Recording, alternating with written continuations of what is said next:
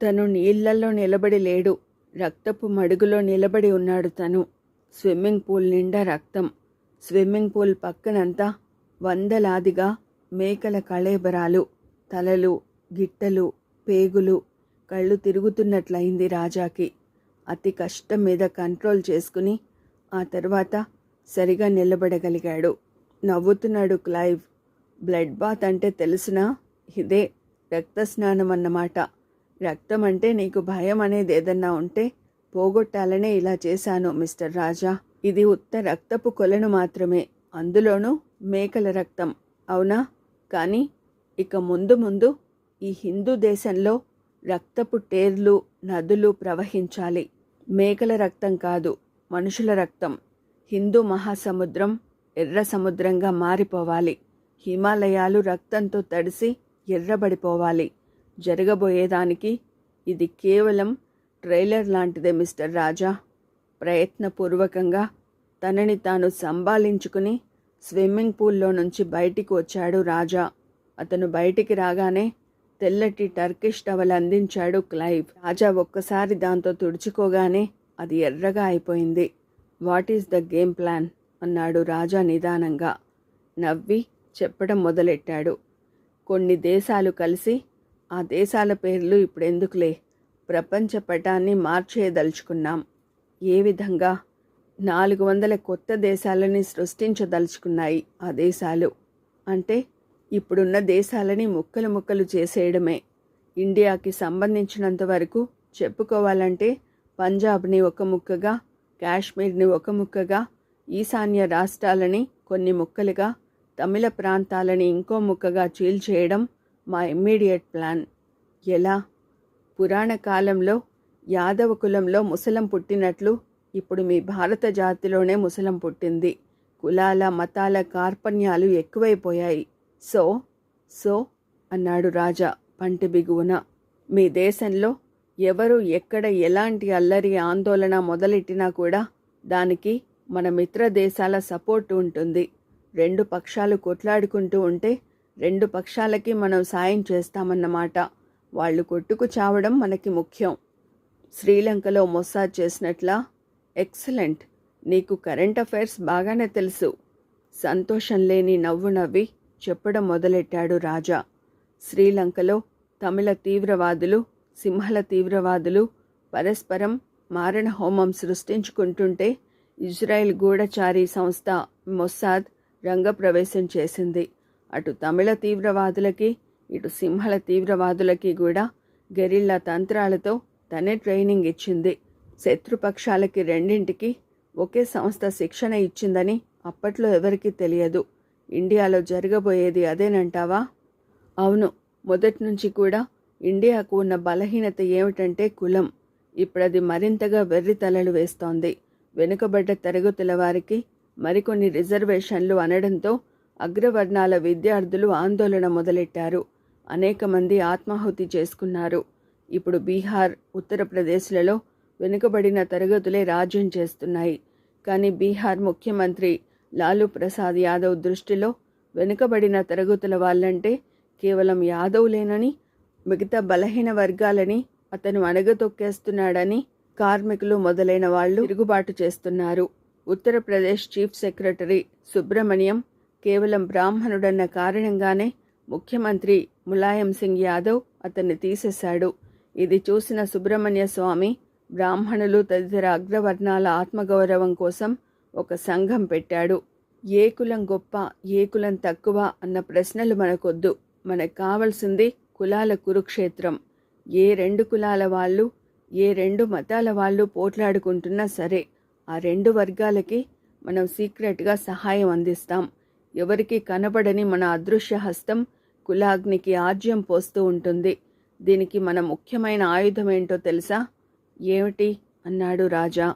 ఈ green parrots, రామచిలుకలు అని ఒకదాన్ని తీసి చూపించాడు క్లైవ్.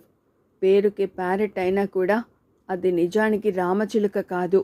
అదేమిటో తెలిసిన రాజా చేష్టలుడిగి దానివైపే చూస్తూ ఉండిపోయాడు. క్లైవ్ చేతిలో కనబడుతున్న ఆ గ్రీన్ ప్యారెట్ అంటే ఏమిటో చాలా బాగా తెలుసు రాజాకి.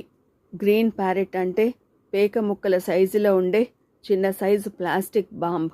అయితే ప్రత్యర్థులని చంపడానికి మామూలు బాంబులాగా దాన్ని విసరనక్కర్లేదు. మామూలు మందు పాత్రలాగా భూమిలో పాతిపెట్టే అవసరం కూడా లేదు. PFM-1 లేదా గ్రీన్ ప్యారెట్ అనబడే ఈ ప్లాస్టిక్ మందు పాత్ర బాంబులకి రెక్కలు ఉంటాయి. వీటిని శత్రు ప్రాంతాల మీద హెలికాప్టర్లలో నుంచి, విమానాలలో నుంచి పడేయవచ్చును. అలా పడేయగానే ఈ గ్రీన్ ప్యారెట్స్ రామచిలుకలలాగా రెక్కలు వాడిస్తూ భూమి మీదకు వచ్చి వాలతాయి. చూడటానికి ముచ్చటైన బొమ్మల్లాగా ఉంటాయి కాబట్టి చిన్నపిల్లలు వాటిని ఆట వస్తువు అనుకుని తాకుతారు. తాకగానే అది తక్షణం పేలిపోతుంది. పిల్లలు చనిపోతారు. ఒకవేళ చావకుండా బతికి బయటపడినా కూడా ఇంకా జీవితాంతం అంగవైకల్యంతో అల్లాడిపోతారు. ఆఫ్ఘనిస్తాన్లో రెడ్ ఆర్మీ ఇలాంటి రామచిలుక బాంబులనే కోట్ల సంఖ్యలో ఆకాశంలోంచి వదిలింది. ఫలితం ఎంతోమంది మనుషులు, ముఖ్యంగా పిల్లలు మరణించారు, అంగవికలులు అయ్యారు. ఫ్రాన్స్లో ఉన్నవాడిలా గ్రీన్ ప్యారెట్ వైపే చూస్తున్నాడు రాజా. రాజాని నిశ్చితంగా గమనిస్తున్నాడు క్లైవ్. రాజా ఆలోచనలు గ్రీన్ ప్యారెట్ చుట్టూ పరిభ్రమిస్తూనే ఉన్నాయి. ఈ బాంబులు దశాబ్దాల తరబడి పాడైపోకుండా అలాగే ఉంటాయి. 20 ఏళ్ల తర్వాత తాకినా కూడా అవి పేలిపోతాయి. అంటే ఇంకా ఒక్కసారి ఈ గ్రీన్ ప్యారెట్స్ నేల మీద వాలాయంటే ఇంకా ఆ ప్రాంతమంతా నడవడానికి కూడా పనికిరాని మహాశ్మశానంలా మారిపోతుందన్నమాట. అసలు ఇలాంటి బాంబులు ఎందుకు ఉపయోగంలోకి వచ్చాయి? ఈ రకం మందు పాత్రల వలన ఉపయోగం ఏమిటి? వీటిని కనిపెట్టడం వెనుక పెద్ద కారణమే ఉంది. యుద్ధాలలో అనేక రకాలు ఉన్నాయి. పూర్వకాలంలో 2 దేశాల మధ్య యుద్ధాలంటే ఆ 2 పక్షాల సైనికులు ఒక మైదానంలో ఒకరినొకరు ఎదుర్కొని బాహాబాహి యుద్ధం చేసి కుత్తుకలు కత్తిరించుకునేవారు. లేదా ఒక కోటని ఇంకో రాజ్యపు సైనికులు ముట్టడించేవారు. కానీ ఛత్రపతి శివాజీ యుద్ధం చేసే పద్ధతి వేరేగా ఉంది. అతను గెరిల్లా యుద్ధంలో ఆరితేరిన మనిషి. మహాశక్తివంతమైన మొఘల్ సైన్యాల మీద మెరుపు దాడి చేసేవాడు. వాళ్ళు యుద్ధానికి సన్నద్ధమయ్యేలోగా దెబ్బతీసి అదృశ్యమైపోయేవాడు. వాళ్ళు కాస్త కుదుటపడేలోగా ఊహించని విధంగా మళ్ళీ మరో చోట మరో మెరుపు దాడి సాగించేవాడు. ఎంత బలవంతుడైనా కూడా ఇలాంటి గెరిల్లా దాడులని నిరోధించడం కష్టమే. ఆ తర్వాత తిరుగుబాటుదారులకి, విప్లవకారులకి కూడా గెరిల్లా యుద్ధాలే ముఖ్య సాధనమయ్యాయి. అయితే ఇక ముందు ఎక్కువగా జరగబోయే యుద్ధాలు 2 రకాలుగా ఉండవచ్చునంటారు ఎక్స్పర్ట్స్. ఒకటి రక్తపాతంతో కూడినవి, మారణ హోమం సృష్టించేవిను. ఇకపోతే రెండో రకం యుద్ధాలలో రక్తపాతం ఉండదు. దాదాపు కామెడీ యుద్ధాలలాగా ఉంటాయి. శత్రువుని కన్ఫ్యూజ్ చేసేస్తాయి. కామెడీ యుద్ధాలంటే ఏమిటి? బాంబులకి బదులు శత్రు స్థావరాల మీద నురుగు వదులుతారు. ఆ నురుగులో జర్రున జారి పడతారు శత్రు సైనికులు. ఎక్కడా పట్టు దొరకదు, నిలబడలేరు, దిక్కుతోచదు. అలాగే స్ట్రింగర్ మిసైల్స్ మీద బాంబులకి బదులు కొన్ని ఎలక్ట్రానిక్ సాధనాలు ఉంచి వదులుతారు. ఆ మిసైల్స్ శత్రు దేశంలో ప్రవేశించగానే అక్కడి పవర్ సప్లై కాస్త ఫెయిల్ అయిపోయేటట్లు చేస్తాయి. శత్రువులకి ఇంకా చీకట్లో చిందులాట చందమే అవుతుంది. లేదా కొన్ని కెమికల్స్ ప్రయోగించి శత్రువుల జెట్ విమానాలలోని జెట్ ఫ్యూయల్ ముద్దగా మారిపోయేటట్లు చేయవచ్చును. ఆ తర్వాత ఇంకా జెట్ విమానాలు ఎగరలేవు. ఒక రకం గ్యాస్ ప్రయోగించి శత్రువులకి తాత్కాలిక మతిభ్రమణం కలిగేటట్లు చేయవచ్చును. మరో రకం గ్యాస్ వదిలితే శత్రువులకి మెట్ట వేదాంతం నెత్తికెక్కి ఎందుకొచ్చిన యుద్ధంలే పోనిస్తూ అనే ఔదార్యం అలవడవచ్చు. లేజర్ కిరణాల సాయంతో శత్రు స్థావరాల మధ్య అడ్డుగోడలు అవి ఉన్నట్లు భ్రమ కలిగించే మయసభ ఎఫెక్ట్ తెచ్చి శత్రువులని అయోమయంలో పడేయవచ్చును. ఇదంతా రక్తపాతం లేకుండా జరిగే యుద్ధంలో భాగం. పోతే రక్తపాతంతో కూడిన యుద్ధాలలో కూడా కొత్త టెక్నిక్లు, కొత్త కుతంత్రాలు వస్తున్నాయి. జన నష్టం కలిగించడానికి అణుబాంబులు ఉన్నాయి అఫ్కోర్స్. కానీ వాటిని ప్రయోగించే ధైర్యం లేదా మూర్ఖత్వం బహుశా ఏ దేశానికి ఉండకపోవచ్చును. ఎందుకంటే ఒక్కసారి ఎక్కడ ఏ ఒక్క అణుబాంబు పేలినా కూడా ఫలితాలు దారుణంగా ఉంటాయి. అణుయుద్ధం ఈ భూగోళాన్నే బద్దలు చేసేయవచ్చు. ఏ దేశం కూడా అందుకు సిద్ధంగా లేదు. అందుకనే ఇప్పుడు కొత్తగా డెవలప్ అవుతోంది కొత్త రకం సైకలాజికల్ వార్ఫేర్, సరికొత్త మానసిక యుద్ధాలు. ఈ సైకలాజికల్ వార్ఫేర్లో fear is the key. Terror create చేయడమే ఈ యుద్ధంలో తారక మంత్రం లాంటిదన్నమాట. ఈ సైకలాజికల్ వార్ఫేర్లో సైనికులని చంపడం ముఖ్యం కాదు. అన్యం పుణ్యం ఎరగని అమాయకులని, ఆడవాళ్ళని, ఆడుకునే వయసున్న పసిపిల్లలని చంపాలి. కాదు, పూర్తిగా చంపడం కాదు, అంగవైకల్యం కలుగజేసి చస్తూ బతకనివ్వాలి. ఎందుకని అంటే ఒక మనిషిని చంపితే ఒకేసారి చస్తాడు, అంతటితో అధ్యాయం ముగిసిపోతుంది. కానీ మనిషిని చంపకుండా కళ్ళు, కాళ్ళు, చేతులు వగైరాలు లేకుండా చేసేస్తే ఆ మనిషి తను చావలేక బతుకుతూ తన చుట్టూ ఉన్న వాళ్ళని బతకనివ్వకుండా చంపుతుంటాడు. పూర్తిగా చనిపోయిన వ్యక్తి కంటే విరిగిపోయిన బొమ్మల బతికే మనిషే సాటి మనుషులకు భయం కలిగిస్తాడు. సైనికుల వరకే తీసుకున్నా కూడా ఒక సర్వే ప్రకారం ఏం తేలుతుందంటే చనిపోయిన సైనికుడి కంటే కూడా గాయపడిన సైనికుడే సాటి సైనికుల మనసులో బెదురు కలిగేటట్లు చేస్తాడని. లేదా అంగవైకల్యం చెందిన వాళ్ళని ఆదుకోవడానికి, ఇలాంటి యుద్ధంలో గాయపడిన లేదా అంగవైకల్యం చెందిన వారిని ఆదుకోవడానికి ప్రభుత్వాలకి చాలానే ఖర్చు అవుతుంది. అందుకని శత్రుపక్షం వ్యక్తిని ఒకడిని చంపేయడం కంటే కూడా అతనికి అంగవైకల్యం కలిగించి అలా వదిలేస్తే అది అతనికి, అతని కుటుంబానికి, అతని ప్రభుత్వానికి కూడా భారం అవుతుందన్నమాట. ప్రజల్లో అసలైన టెర్రర్ని క్రియేట్ చేస్తుందన్నమాట. That is modern warfare my friend. ఇదే సరికొత్త యుద్ధతంత్రం.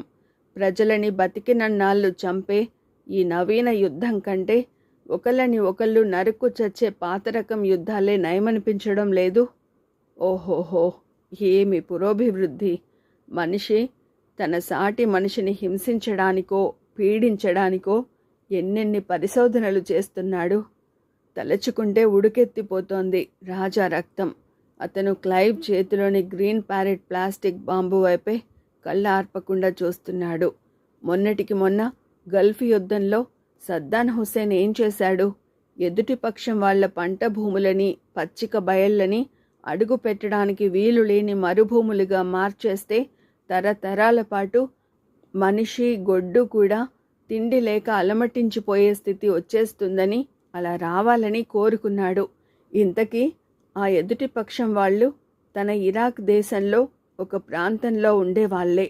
పల్లెల మీద బాంబులు వేసి ధ్వంసం చేసి ఆ శిథిలాలని బుల్డోజర్లతో నేలమట్టం చేయించి అక్కడి నేలలో వేల కొద్ది ల్యాండ్ మైన్స్ పాతి ఉంచాడు. అందువల్ల ఇంక మనిషి కానీ పశువు కానీ కనీసం ఒక తరం పాటు ఆ స్థలాలలో అడుగు పెట్టడానికి వీల్లేదు. పశువులు పచ్చిక మేయడానికి వీల్లేదు. పర్యవసానం కరువు, కాటకాలు. అంటే ఏమిటి? ఇక ముందు కరువు, కాటకాలని ప్రకృతి కాదు సృష్టించేది, మనిషే స్వయంగా కరువుని సృష్టిస్తాడు. మానవ నాగరికతకే మచ్చలాంటి ఈ యాంటీ పర్సనల్ మైండ్స్ని తయారు చేసి అమ్ముతున్నది ఎవరు? ఎవరో చాటుమాటుగా తయారు చేసి దొంగచాటుగా అమ్మడం లేదు వీటిని. పెద్ద పెద్ద మల్టీనేషనల్ కంపెనీలు ఈ బాంబుల తయారీకి పెద్ద పాత్ర వహిస్తున్నాయి, లాభాలు గడిస్తున్నాయి. ఈ మృత్యు వ్యాపారంలో లాభాలు గడిస్తున్నదెవరెవరు?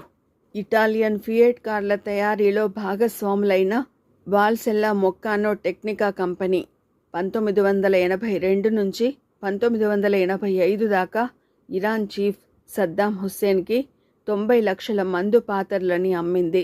వాల్సెల్లా VS-50 అనే యాంటీ పర్సనల్ మైన్ అంతా ప్లాస్టిక్తో తయారు చేసి ఉంటుంది. బరువు కేవలం 185 గ్రాములే.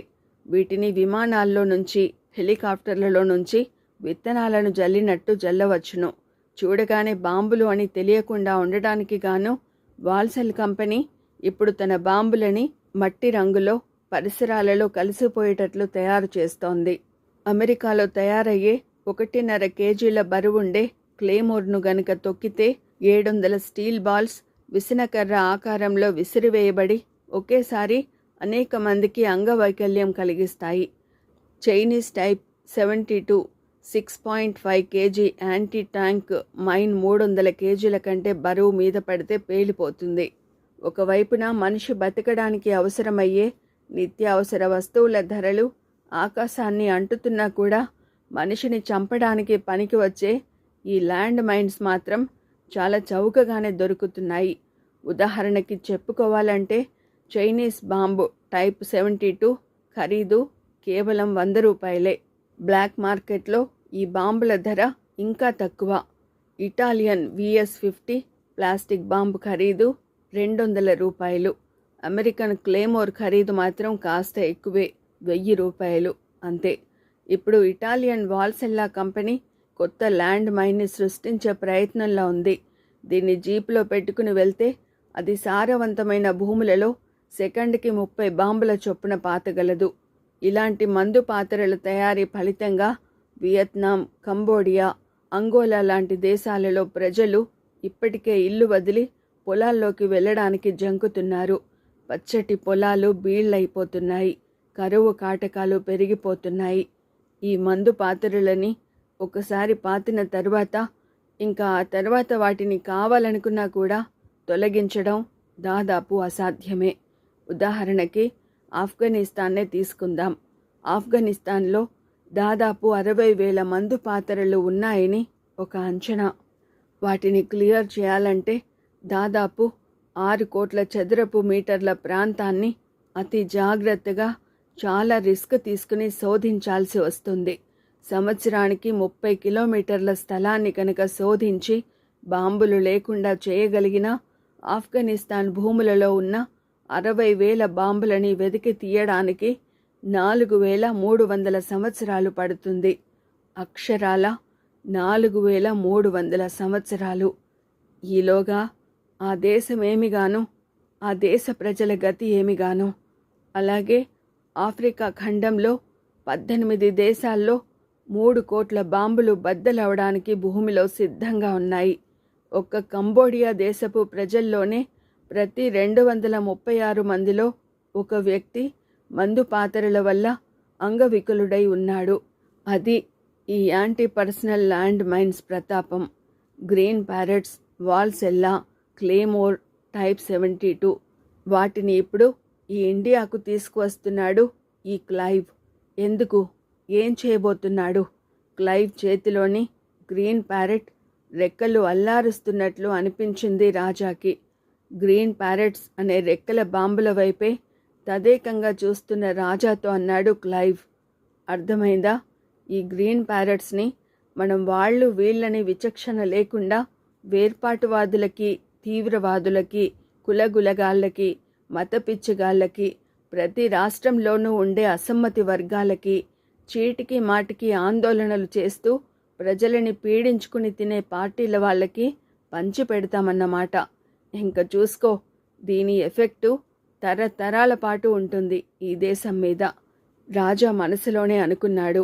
జస్వంతరావు గారికి ఇచ్చిన మాట వల్ల నేను నన్ను కంట్రోల్ చేసుకుంటున్నాను కానీ, లేకపోతే మిస్టర్ క్లైవ్ ఈ మాటలు అంటున్నందుకు గాను నిన్ను ఇక్కడే బతికి ఉండగానే పూడ్చిపెట్టేసి ఉండేవాణ్ణి. అయితే ఆ రోజు రాకపోదు, తప్పక వస్తుంది, అతి త్వరలోనే. This is a promise. పైకి మాత్రం తన భావాలేమీ బయటికి కనపడకుండా జాగ్రత్త పడుతూ అన్నాడు రాజా. ఇలా రక్తంలో స్నానం చేయించడం, రక్తంలో నడిపించి రక్తం అంటే ఉన్న భయం పోగొట్టడం, ఇదంతా ఒకప్పటి రష్యన్ సీక్రెట్ సర్వీస్ అయిన KGB వాళ్ళ టెక్నిక్ కదూ. ఆ మాట వినగానే ఒక్క క్షణం పాటు క్లైవ్ మొహంలో రంగులు మారడం గమనించాడు రాజా. కానీ అంతలోనే సర్దుకున్నాడు క్లైవ్. అదంతా కమ్యూనిస్టు రాజ్యం ఉన్నప్పుడు, ఇప్పుడు పరిస్థితి మారిపోయింది అన్నాడు ముక్తసరిగా. అవును, పూర్తిగా మారిపోయింది. రష్యా ఇప్పుడు పూర్తిగా మాఫియా గ్యాంగుల కంట్రోల్లోకి వెళ్ళిపోతోంది. అమెరికాలో ఉన్నట్లు, ఇండియాలో ఉన్నట్లు అక్కడ కూడా అండర్ వరల్డ్ బాగా డెవలప్ అవుతోంది అన్నాడు రాజా. మనుషులందరికీ సమానత్వం ప్రసాదించాలని, మనిషిని దోచుకోవడం అరికట్టి పేదరికాన్ని పారద్రోలి పీడిత తాడిత వర్గాలకి పట్టం కట్టాలని మొదలెట్టిన ఒక మహాయజ్ఞం, ఒక మహాస్వప్నం, ఒక మహాప్రయోగం ఫెయిల్ అయిపోయి రష్యాలో ఇప్పుడు రౌడీ రాజ్యం వచ్చేస్తుండడం గుర్తొచ్చింది రాజాకి. సహజంగానే అతనికి చాలా బాధ కలిగింది కూడా. ప్రసక్తి ఇంకా ఎంత త్వరలో మార్చేస్తే అంత మంచిదన్నట్లు త్వరగా అన్నాడు క్లైవ్. ఆల్ రైట్, ఇప్పుడు మనం తక్షణం చేయాల్సిన పని ఒకటి ఉంది. ఏమిటది అన్నాడు రాజా. మేడ మీదకి వెళ్దాం పదా. ఇద్దరు మేడ మీదకి వెళ్ళారు. అక్కడి నుంచి చూపించాడు క్లైవ్. అదిగో అటు చూసావా? చూశాడు రాజా. ఆ బంగళా కాంపౌండ్ని దాదాపు ఆనుకునే 2 చిన్న ఇళ్ళు ఉన్నాయి. క్లైవ్ చెప్పాడు. ఆ 2 ఇళ్లలో ఒకదానిలో ఒక పూజారి కుటుంబం ఉంటోంది. మనుషులు మెదులుతున్నారు. కనపడుతుందా? అదిగో ఆయనే పూజారి. ఓకే, కనపడుతున్నాడు అన్నాడు రాజా తీక్షణంగా చూస్తూ. ఆ 2వ ఇంట్లో ఒక దళిత కుటుంబం ఉంటోంది. మంచానికి నవారు అల్లుతున్నాడు చూడు, అతనే ఆ ఇంటికి పెద్ద. అర్థమైందా? అఫ్కోర్స్. నౌ టేక్ దిస్ అని ఒక బాకు రాజా చేతికి అందించాడు క్లైవ్. గురి చూసి కత్తి విసరడం బాగా వచ్చుగా నీకు? నాకు తెలుసు నీకు వచ్చునని, రాదనకు. Because you are mister know all. అవునా? అఫ్కోర్స్ అన్నాడు రాజా జాగ్రత్తగా. నౌ ఈ కత్తి విసిరి ఎవరో ఒకరిని చంపు. బ్రాహ్మడైనా పర్లేదు, ఈ దళితుడైనా పర్లేదు, ఎవరో ఒకరు చావాలి అంతే. ఆ తర్వాత ఆ ఇష్యూని ఎలా ఒక పెద్ద కుల సమస్యగా మార్చాలో నాకు తెలుసు. కమాన్, క్విక్, చంపు ఎవరినైనా సరే. కత్తి చేతిలోకి తీసుకున్నాడు రాజా. అతని మెదడు బ్లాంక్గా అయిపోయినట్లయింది. ఎలా ఈ విషమ పరిస్థితిలో నుంచి బయటపడ్డం? ఎలా ఎలా? కిల్ బడ్డీ, కిల్ కిల్ అంటున్నాడు క్లైవ్. ఉన్నట్లుండి చల్లటి లోహం తన వీపుకి గురిపెట్టి ఉంచాడు క్లైవ్. కిల్ కిల్ ఐసే అంటున్నాడు క్లైవ్. అతని గొంతులో నవ్వు, నిర్దయ 2 ధ్వనిస్తున్నాయి. ఎలా తప్పించుకోవడం? ఎలా ఎలా? కత్తి విసరడానికి గురిపెడుతున్నట్లు నటించాడు రాజా. ఈ క్లైవ్ని ఈ క్షణంలోనే చంపడం కష్టం కాదు. కానీ క్లైవ్ని చంపితే అతనితో పాటు తన ప్లాన్ కూడా చచ్చిపోతుంది. మరి ఎలా ఎలా? చూస్తూ చూస్తూ ఒక మనిషిని ఎలా చంపగలడు తను? అప్పుడు జరిగింది అది. హఠాత్తుగా గదిలో కలకలం. ఒక పిల్లి ప్రాణభయంతో పరిగెత్తుకు వచ్చి క్లైవ్ కాళ్ళ మధ్య దూరి కిటికీ మీదకి లంఘించి అవతలకు దూకేసింది. ఆ పిల్లిని తరుముతూ దాని వెనకే ర్యాకెట్లా దూసుకొచ్చింది ఒక పందికొక్కు. దానికి వంటవాడు భీమ్సేన్ పెట్టిన మొద్దు పేరు చిక్కడు దొరకడు. ఆ రూంలోకి ఎంటర్ కాగానే అప్పటిదాకా అక్కడ జరుగుతున్న సీన్ మారిపోయింది. కంగారు పడి పక్కకు గెంతాడు క్లైవ్. తక్షణం అతని చేతిలోని రివాల్వర్ పెద్ద శబ్దంతో పేలింది.